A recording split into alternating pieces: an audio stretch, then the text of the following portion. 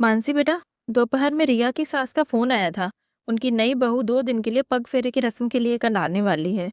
तो जो जरूरी तैयारियां करनी है वो कर लेना।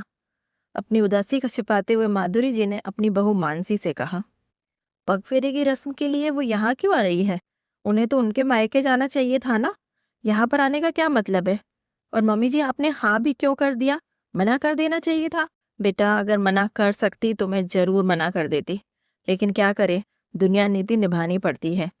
और ये रस्म है कि जब कोई भी लड़का अपनी पहली पत्नी की मृत्यु के बाद दूसरी शादी करता है तो वो लड़की पग फेरे के लिए अपने मायके ना जाकर पहले अपने पति की पूर्व पत्नी के मायके में ही जाती है, ताकि उन्हें ये ना लगे कि उनकी बेटी उन्हें छोड़कर हमेशा के लिए जा चुकी है।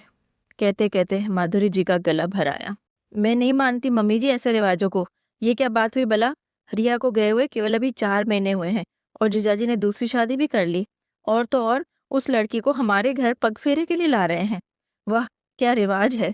उनके लिए रिया की जगह कोई और ले सकता है, लेकिन हमारे लिए रिया की जगह कोई नहीं ले सकता। इतना कहते हुए मानसी की आंखें भी छलक गई और माधुरी जी ने उसे गले लगा लिया।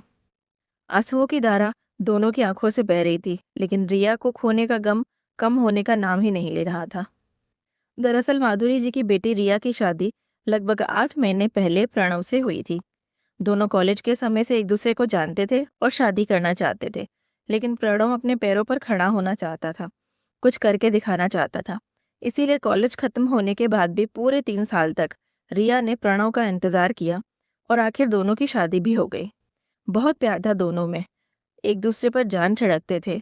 प्रणव का परिवार भी रिया और प्रणव के रिश्ते से बहुत खुश था। हंसी खुशी से परिपूर्ण था उनका छोटा सा परिवार। लेकिन अचानक कोरोना रूपी राक्षस ने उनके घर पर अपना वार कर दिया। पहले प्रणव, फिर रिया और फिर रिया के सास ससुर, चारों कोरोना के शिकार हो गए, जिसमें सबसे ज्यादा सीरियस रिया थी, क्योंकि रिया प्रेग्नेंट भी थी। ऐसे में उसके लिए मुश्किलें बहुत ज्यादा थी, लेकिन फिर भी 8 दिन तक उसने कोरोना से पूरी हिम्मत के साथ लड़ाई लड़ी और अंत में अपने 3 माह के अजन्मे शिशु के साथ इस दुनिया से रुखसत हो गई। रिया के जाने के बाद पूरा परिवार टूट चुका था। ना मायके वाले और ना ही ससुराल वाले, दोनों परिवार एक दूसरे को संभाल नहीं पा रहे थे। दुख तो दोनों का ही गहरा था, लेकिन नियति के आगे किसी की नहीं चलती। माधुरी जी और उनका पूरा परिवार भी बेटी को खोने के गम को भुला नहीं पा रहा था। ऐसे में रिया की मृत्यु के केवल 3 महीने के बाद प्रणव ने दूसरी शादी कर ली और वही नई दुल्हन पग फेरे की रस्म के लिए रिया के मायके आ रही थी। माना कि मेहमान बनकर 2 दिन के लिए ही आई थी, लेकिन फिर भी माधुरी जी, मानसी और पूरे परिवार के लिए रिया के स्थान पर किसी और को देखना बर्दाश्त नहीं हो रहा था। केवल दुनिया नीति निभाने के लिए माधुरी जी ने प्रणव और उसकी नई पत्नी सीमा को रस्म अदायगी के लिए अपने घर आने दिया। अगले दिन लगभग 11 बजे प्रणव और सीमा माधुरी जी के घर आ गए। माधुरी जी ने सम्मानपूर्वक उन्हें बिठाया, बातचीत भी की, लेकिन कहीं न कहीं अपने दामाद के साथ किसी और को देखकर अंदर ही अंदर उन्हें भी बुरा लग रहा था।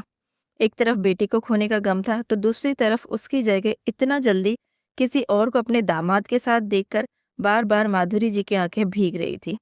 दूसरी तरफ मानसी कभी गुस्सा हो रही थी तो कभी अपनी आंखें भिगो रही थी। वह समझ नहीं पा रही थी कि क्या करे। मम्मी जी के कहने पर सीमा और प्रणव के लिए हर वो काम कर रही थी जो कभी उसने रिया और प्रणव के लिए किया था, लेकिन अंदर ही अंदर वह भी कुढ़ रही थी। खैर, जैसे तैसे एक दिन निकला। दूसरे दिन नाश्ते के समय जब सीमा ने पोहे में मूंगफली होने पर उसे खाने में असमर्थता जताई, क्योंकि उसे मूंगफली से एलर्जी थी, तो न जाने क्यों मानसी को गुस्सा आ गया। माफ कीजिएगा सीमा जी, लेकिन हमारे यहाँ पर इसी तरीके से खाया जाता है और रिया भी मूंगफली वाले पोहे खाती थी, इसीलिए मैंने वही बनाया है। आपको उसकी जगह लेनी है ना, तो फिर यह भी खा कर देख लीजिए। इतना कहकर गुस्से में मानसी वहां से अपने कमरे में चली आई और कुछ ही मिनट बाद रिया की फोटो को अपने सीने से लगाकर बिलक बिलक कर रोने लगी। वहीं दूसरी तरफ माधुरी जी भी भीगी हुई आंखों से बात को संभालने की कोशिश करने लगी। माफ करना सीमा बेटा, दरअसल रिया और मानसी बचपन की सहेलियां हैं, बस इसी वजह से वो परेशान है। रिया के जाने का गम जितना मुझे है उतना ही उसकी भाभी मानसी को भी है। उसके इस व्यवहार के लिए मैं हाथ जोड़कर तुमसे माफी मांगती हूँ बेटा। अरे नहीं नहीं आंटी जी, आप ऐसा मत कीजिए। किसी अपने को खोने का दर्द क्या होता है ये मैं समझ सकती हूँ। मैं भी इस दर्द से गुजर चुकी हूँ। क्या आप मुझे 5 मिनट का समय दोगे? मैं एक बार मानसी से बात करना चाहती हूँ। बिल्कुल, लेकिन अगर उसने गुस्से में तुम्हें कुछ कह दिया तो मैं बिल्कुल भी बुरा नहीं मानूंगी आंटी। अभी मानसी ने मुझे क्या कहा था कि रिया की जगह लेना चाहती हो तो यह भी खाकर दिखाओ। तो उस हिसाब से वह मेरी भाभी है, और अगर भाभी दो बातें कह भी देगी तो क्या फर्क पड़ जाएगा। ठीक है बेटा, जैसे तुम्हारी मर्जी। कुछ ही सेकंड बाद सीमा ने मानसी के कमरे का दरवाजा खटखटाया, जो फिलहाल खुला हुआ ही था। आंखों में आंसुओं का सैलाब होते हुए भी अपने आप को संयत करने का कोशिश करती हुई मानसी ने सीमा को अंदर आने का इशारा किया। बदले में सीमा ने भी फटाफट पानी का ग्लास मानसी को पकड़ाया। मानसी भाभी, मैं जानती हूँ कि इस समय आप और ये पूरा परिवार रिया जी के जाने के गम से उबर नहीं पाया है, और इसीलिए आप मुझ पर भी गुस्सा हो गई। मैं समझ सकती हूँ आपकी बात कि किसी और को रिया के स्थान पर देखना आपके लिए कितना दुखदायी होगा, वो भी इतनी जल्दी। तो बिल्कुल नहीं। किसी अपने को खोने का दर्द क्या होता है ये मैं जानती हूँ, लेकिन सच कहूँ, ये समाज ऐसा ही है। अगर एक लड़की विधवा हो जाए तो उसे आजीवन अकेला रहने के लिए मजबूर किया जाता है, लेकिन वहीं अगर एक लड़के की जीवन संगिनी उसे छोड़कर चली जाए तो जल्द से जल्द नए बंधन में बांध दिया जाता है। और ये करने वाले कोई और नहीं, वही परिवार होता है जो कल तक अपनी बहू पर पूरी तरीके से आश्रित था, और उसके जाते ही दूसरी बहू की तलाश में लग जाता है। मैं जानती हूँ कि प्रणव ने मजबूरी में उससे शादी की, लेकिन आज भी उनके मन में केवल रिया जी ही है, मेरा कोई स्थान नहीं है। मानती हूँ कि शादी को केवल 15 ही दिन हुए हैं, लेकिन एक औरत का उसके पति के दिल में क्या स्थान है, यह समझने में उसे देर नहीं लगती। सही कहती हो सीमा, न जाने क्यों पति और ससुराल वाले इतना जल्दी सब कुछ भूल जाते हैं। न जाने कैसे वो ये सब भूल जाते हैं कि हर मुश्किल में उनके साथ उनकी वही बहू खड़ी थी, जिसे आज वो बुला देना चाहते हैं। और रही बात जीजाजी की, तो रिया और जीजाजी का प्रेम 4 साल का था। 4 महीने भी इंतजार नहीं किया जीजाजी ने। 4 महीने भी शोक नहीं मना सकते थे। क्या मजबूरी हो गई थी उनकी, मैं नहीं जानती। लेकिन इतना जानती हूँ कि उनके लिए शायद रिया की जगह कोई और ले सकता है, लेकिन इस घर की बेटी सिर्फ रिया ही थी और वही रहेगी। मानसी भाभी, प्रणव जी दूसरी शादी करे, और वो भी जल्द से जल्द। ये रिया की ही अंतिम इच्छा थी।